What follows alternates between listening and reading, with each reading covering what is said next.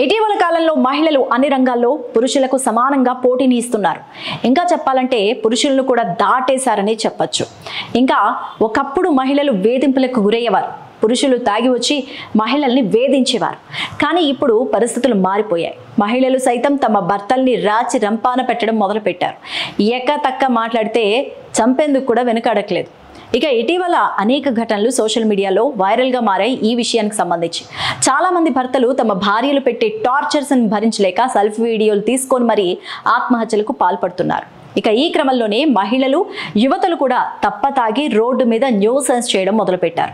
ఈ నేపథ్యంలోనే తాజాగా ఉత్తరాఖండ్లోని హరిద్వార్లో ఒక యువతి రోడ్డు మీద తాగిన మైకంలో రచ్చ చేసింది. ఈ వీడియో ప్రస్తుతం వైరల్ అవుతోంది నెట్టింట.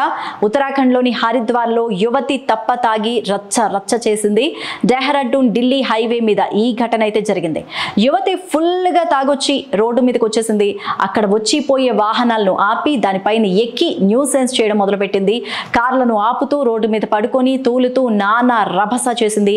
దీంతో ఆ మార్గంలో వెళుతున్న ప్రయాణికులు ఒక్కసారిగా షాక్ గురయ్యారు.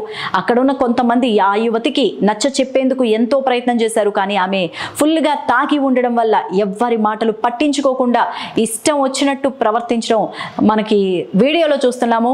మరి ఈ వీడియో అయితే ప్రస్తుతం నెట్టింట వైరల్ గా మారింది. పోలీసులు వచ్చి ఆ మహిళని అదుపులోకి తీసుకున్నట్టు కూడా తెలుస్తోంది. మరి ఆ మహిళని మహిళా పోలీస్ స్టేషన్ కి తీసుకెళ్లారు పోలీసులు. ఆ అమ్మాయికి కొంచెం కౌన్సిలింగ్ కూడా ఇస్తున్నట్టు తెలుస్తోంది.